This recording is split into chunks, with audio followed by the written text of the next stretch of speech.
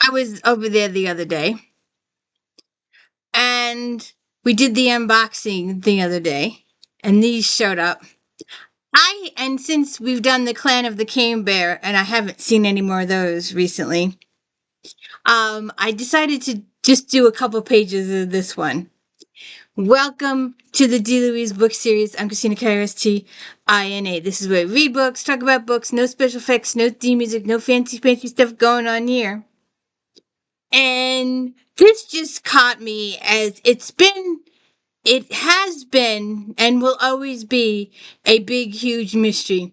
It probably will not be solved in my lifetime. It may be solved in your lifetime. Who knows if it will ever be solved? It's one of those ongoing mysteries that they're forever looking into. I think there's a group out there now trying to look into it. But I just thought we'd have a little. Roanoke Hundred.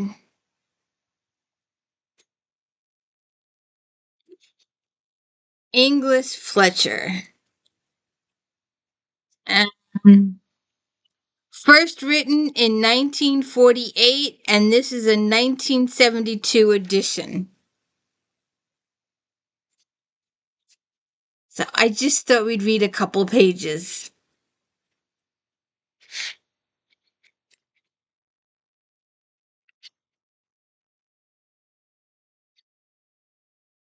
The day was dying, the rocks were circling, screeching their raucous... The rooks were circling, screeching their raucous sunset cries. As they whirled and planned, their strong winds beat black against the sky. The rooks were flying homeward, seeking a resting place in the great oaks of Stow Wood. The herd boy Colin, perched on a rock, laid aside a reed pipe on which he had been playing a plaintive tune. His blue eyes, wise beyond his years, looked out from his wind-browned face, following the rook's restless circling flight over the low thatched cottages that clustered about the mill in the vale, then up into the great sky, over the great house of Stow, set high on its many terraces. Never the rooks rest on a poor man's nest, he muttered, as the birds flew upward toward King's Park Field at the crest of the hill. Nurse Marjorie had told them last night as they sat at the table in the buttery eating their supper, rooks always seek a rich man's abode.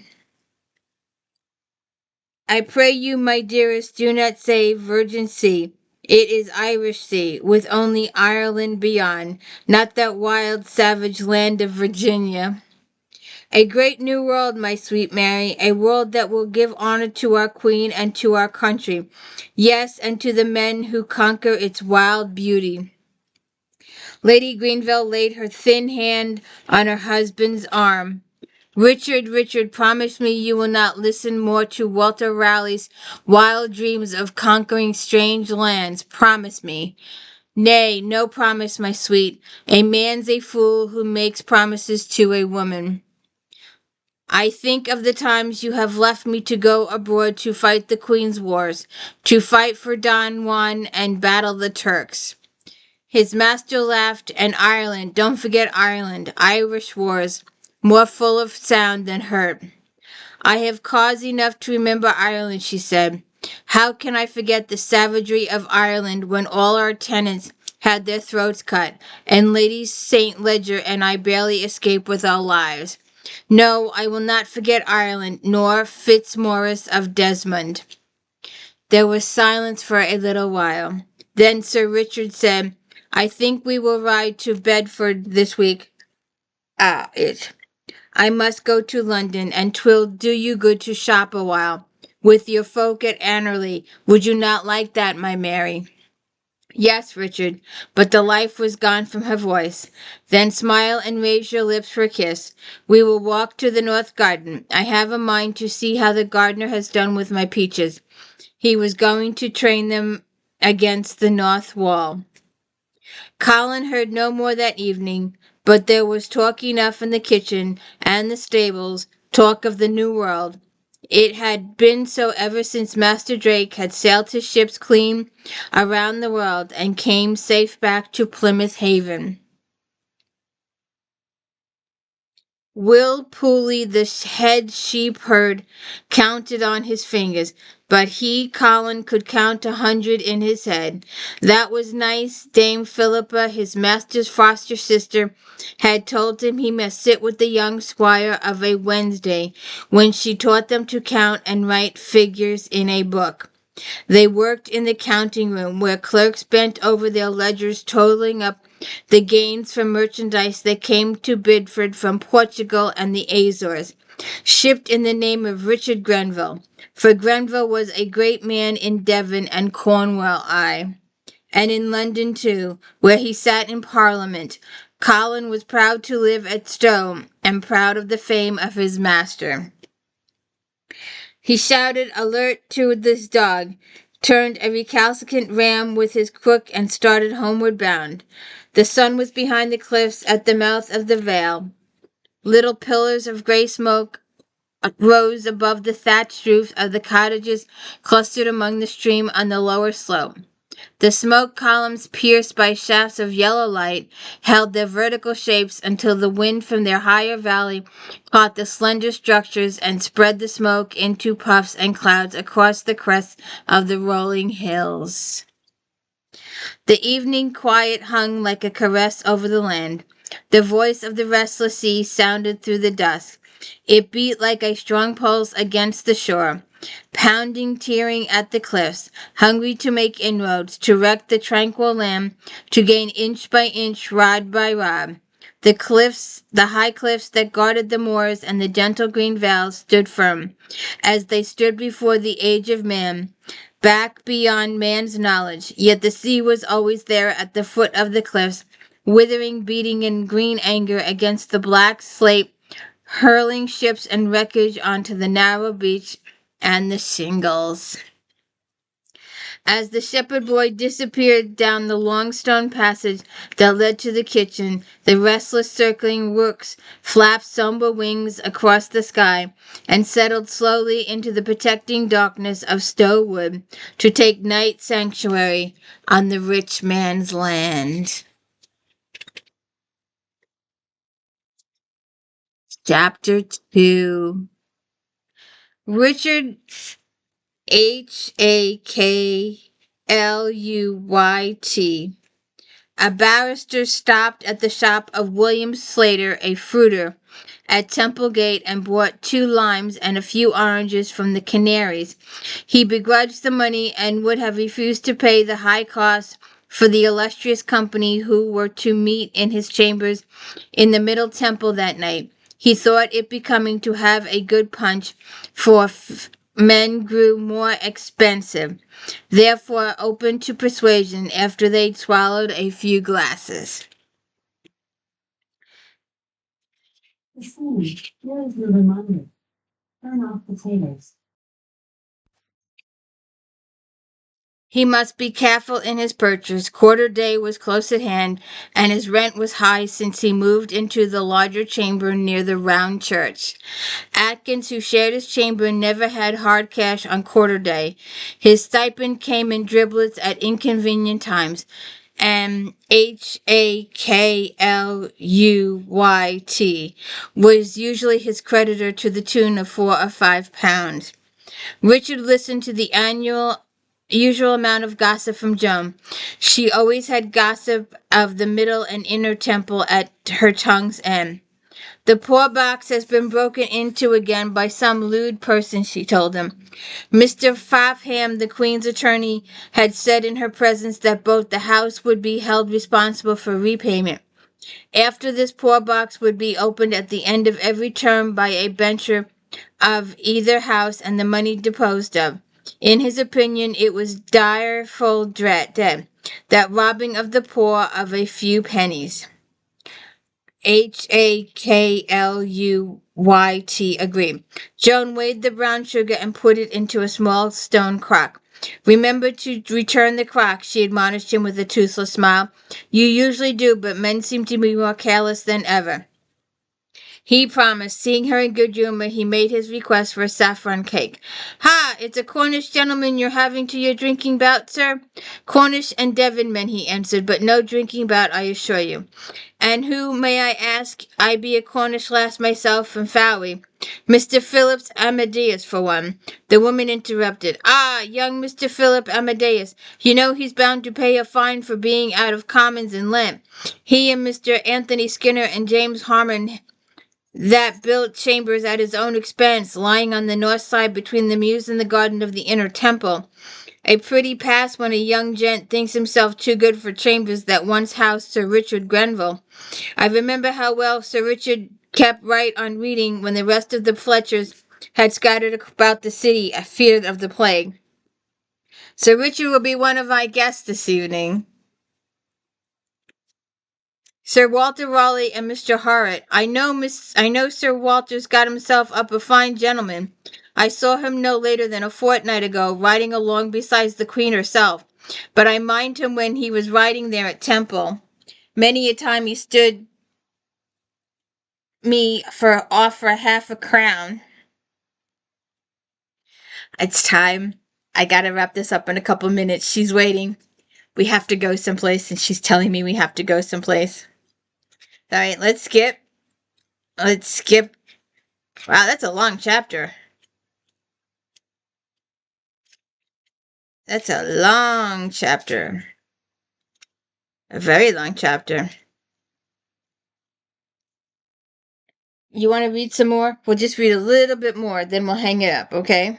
I want to see when they get to Okay. I guess we're not going to do too much reading today. Can I do a little bit more? Do you want to hear a little bit more? We'll do a first couple of.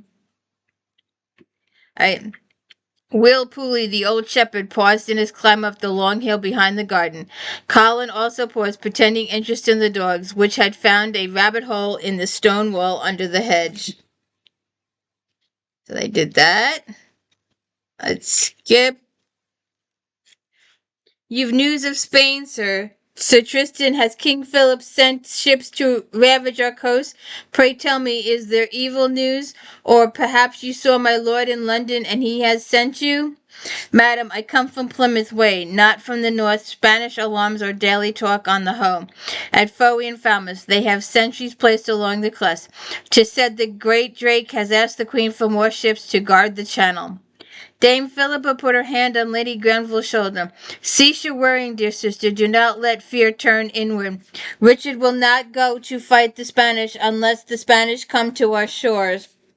And that cannot be with Lord Howard and the Queen's Navy to protect us. Aww. And we're just reading about this in Ursula's books. Alright, let's skip a little further. We can come back if anybody has any requests to come back. I can always come back and read a couple, unless I get rid of the books. I don't know yet. We'll see what happens. So he's still in England in chapter 4.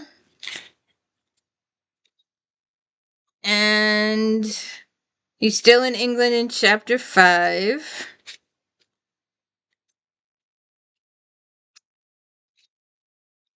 I wanted to get to America.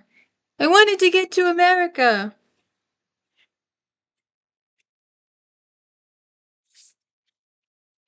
Chapter 13. 7 sea captains sat in Admiral's cabin in the Tiger. For an hour they had talked, trying to be prepared for every eventuality. Accidents are a sign of incompetence, Sir Richard told them. Ralph Lane sat by a porthole, spending his time looking out the window or paring his fingernails with the dirk. Grenville paid no heed to his inattention, nor did Raleigh, who sat at the table by his cousin, going over and checking the names of the Roanoke Hundred. Seated on the desk outside the door were 2 savages, Manteo and Wanchizi, who had been brought to England by Captain Philip Amadeus and Captain Arthur Barlow. Wherever they moved, a crowd had followed, but the Indians walked with their heads high of princes, which indeed they were among their own people, and made not to hear the comments of the people. So they're on the ship in chapter 13. The ocean sea. So they're at the ocean in chapter 3. And well, it's part 3, but it's chapter 14. And all right, let's go a little further. Ah, book 4 is Virginia. Virginia. And we'll just read a little of this before we say goodbye. New fort in Virginia. The ships were anchored lying off the northeast shore of Roanoke Island. The Spanish baroque had righted herself with the high tide. A line from the Elizabeth was used to drag her off the sand and set her in channel. A steady stream of Portuguese vituperation came from the lips of Ferdinando the pilot, which ceased only when he had dropped anchor. Francis Brooke, thin, sardonic, with raised black brows and oval black eyes, sat on the edge of a table, swinging his long legs. Now he spoke in his lazy, well-bred voice. It seems to me, if my memory serves, that we were remiss. The Elizabeth lagged behind.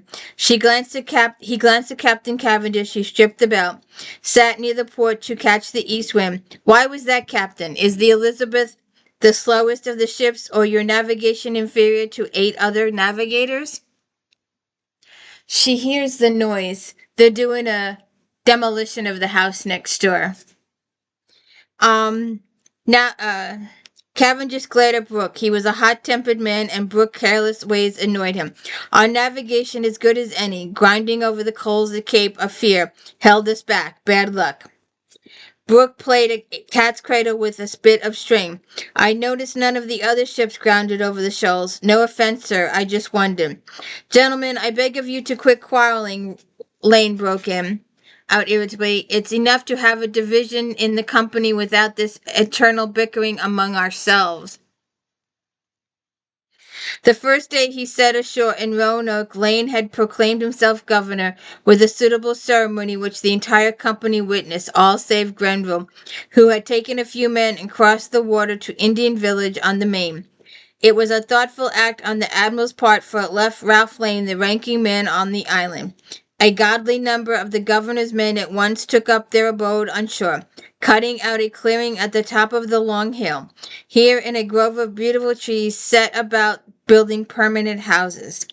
Sir Richard lived on the ship and moved about the waters at will, examining and exploring. Every day Indians came to the island bringing fish and game or wild birds to exchange for small trade goods. They were Wingini's men, and they came in long canoes, each of which had burned out of a single log and would hold 20 men comfortably. On the main village had cornfields which would be ripe in another month or so. Lane decided it was too late to plant this year, but some of Grenville's men, under Collins' direction, planted a field they found near the site of the deserted Indian village on the island. It was well-cleared plot enclosed with the village's palisade, which they repaired. This enclosure made the field safe for the ravages of bear or deer or even small animals. Thomas Horrocks, who was busy writing in his squire, looked up. We have on our side many men of nice bringing up, but they come from cities or towns and have never seen the world before. They have known only dainty food and soft beds of down and feathers. The country is miserable to them. Lane answered quickly. When Grenville leaves in a month's time, we shall see which side fares better and labors better. I loathe to see it working out thus, first one side, then the other. The company should be in unity at all times. I myself do not intend to take sides. Harriet spoke quickly, scratching at his cheek with his feathered pill, his fine large eyes on Lane. I shall go with the Admiral on some of his journeys to the Main and the islands in order to make maps and to write reports. That is my duty to Sir Walter Raleigh. By those orders I am here. He gathered up his papers and made off for his cabin. Early the next morning, Lane boarded a pinnace, taking with him Captain Cavendish Harriet and 20 others. Captain Amadeus, Captain Clark, and 10 men went in a ship's boat. Francis Brooke and John White and 10 more passed over the water to the mainland with victuals for 8 days. Victuals. Food! Food! With so many of the company out on a voyage of discovery, each man in his heart hoping to discover gold or pearls, the work of building the palisades to surround the fort inevitably suffered. Well, you're not going to find any of that stuff here. You have to go to West Virginia, or you have to go out west, west, west, west to find it. But we don't have. Although there is the Ray cabins, they're up. They're up by this. Actually, they're a little bit norther than this.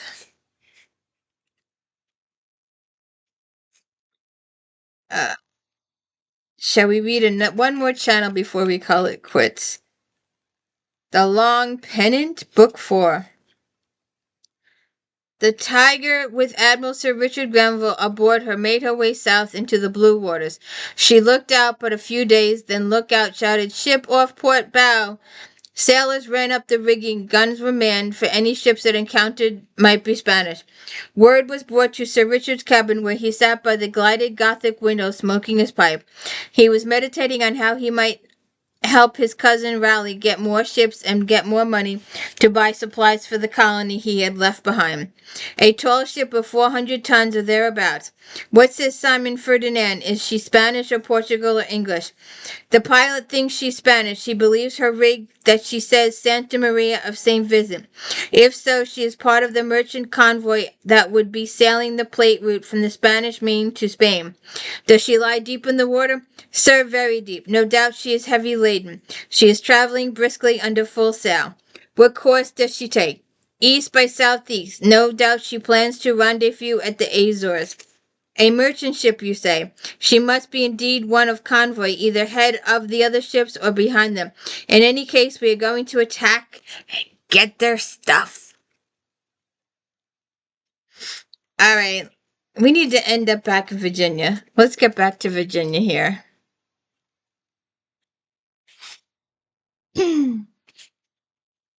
Sir Francis Drake was about to sail into Plymouth Harbor. Church bells were ringing. A great press of people had awaited the time his ships were spoken in early morning. What a thrilling story he would have to tell. What triumph. Santiago on Cape Verde Islands he seized and burned. He had taken San Domingo by Hispaniola and assault and paid a ransom of 25,000 ducats to spare the ancient city. He had sacked Cartagena on the Spanish Main of its merchandise, and the key to treasure house of Peru had paid him 100,000 ducats after a furious night attack. Everywhere he humbled the pride of Spain. He had taken his fill of gold and jewels.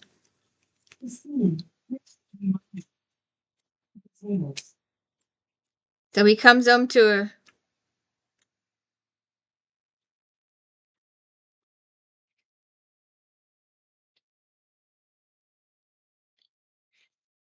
I want to know when he goes back to Virginia.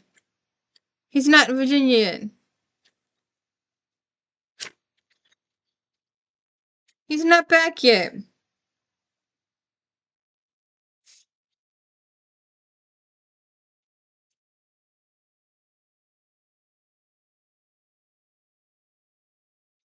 He's not back yet. So he's got to be back in either this one or this one. Maybe we'll read them next week. So what do you think of the road? That was just little snippets of the Roanoke Hundred, and I probably didn't do it very appropriately. I am sorry, but we'll see what happens.